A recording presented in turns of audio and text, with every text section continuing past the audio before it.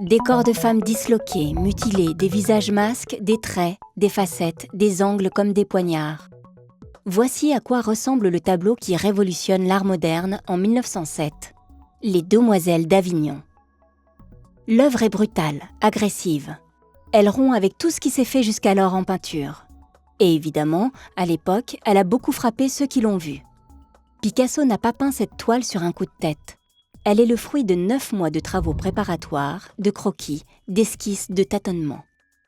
Une véritable plongée dans l'inconnu pour ce peintre ambitieux qui a conscience, à l'automne 1906, d'être arrivé au bout de ses propres recherches picturales. Il sent quelque chose bouillir en lui, il lui faut du neuf. Alors, il dévore tout ce qu'il découvre et il l'intègre à son art. Le licencieux bain turc d'Ingres, que le Louvre expose pour la première fois au grand public en 1905, les arts primitifs d'Espagne et d'Afrique, le peintre Paul Gauguin qui impressionne beaucoup le jeune homme lors d'une rétrospective en 1906. Picasso se démène aussi, car peu de temps auparavant, son rival Matisse a présenté Le Bonheur de vivre, un tableau novateur aux couleurs chatoyantes.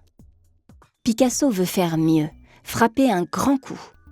Durant plusieurs mois, il multiplie les études des corps et des visages de celles qui vont devenir le sujet de sa toile. Au début 1907, le thème est trouvé. Il sera volontairement provocateur pour l'époque. L'étalage sans pudeur de prostituées dans une maison close. Le tableau prend forme au mois de juin et juillet 1907.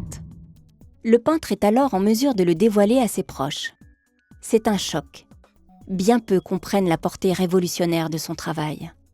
Sauf peut-être son ami Georges Braque, qui s'exclame quand même « Ta peinture, c'est comme si tu voulais nous faire manger de l'étoupe et boire du pétrole pour cracher le feu. » Quant à André Derain, il ira jusqu'à dire « Un jour, nous apprendrons que Picasso s'est pendu derrière sa grande toile. » Est-ce qu'ils le prennent pour un fou ? Pourquoi sont-ils autant frappés ?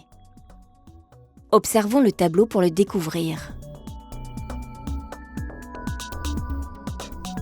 Les Demoiselles d'Avignon représentent 5 femmes devant des draperies qui exhibent leur nudité dans des positions variées.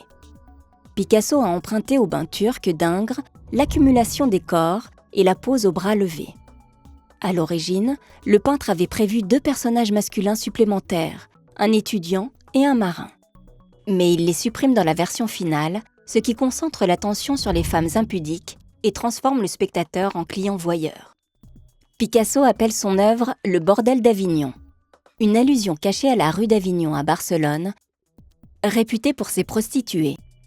Mais lors de la première exposition publique de la toile, en 1916, il faut un titre capable de passer la censure. Ce sera Les Demoiselles d'Avignon pour la postérité. Picasso a intégré la leçon de Gauguin sur la massivité des corps. Les volumes puissants des bras, des cuisses, des torses sont simplifiés à l'extrême. Ils n'ont plus rien de réaliste. Cependant, lorsqu'on observe ces corps en détail, on s'aperçoit qu'ils n'ont pas tous le même traitement.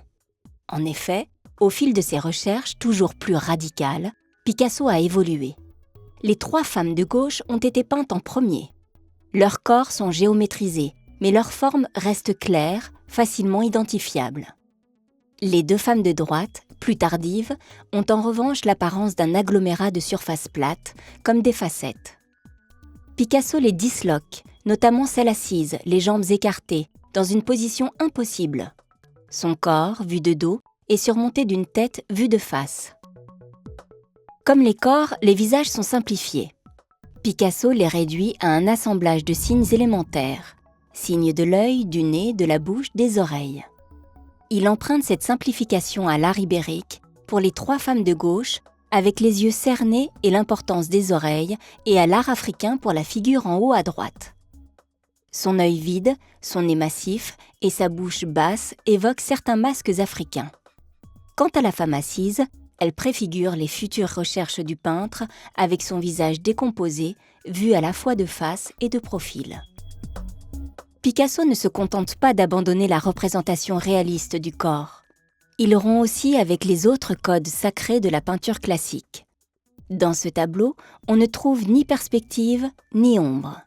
Les 5 figures sont comme plaquées sur le décor qui les entoure.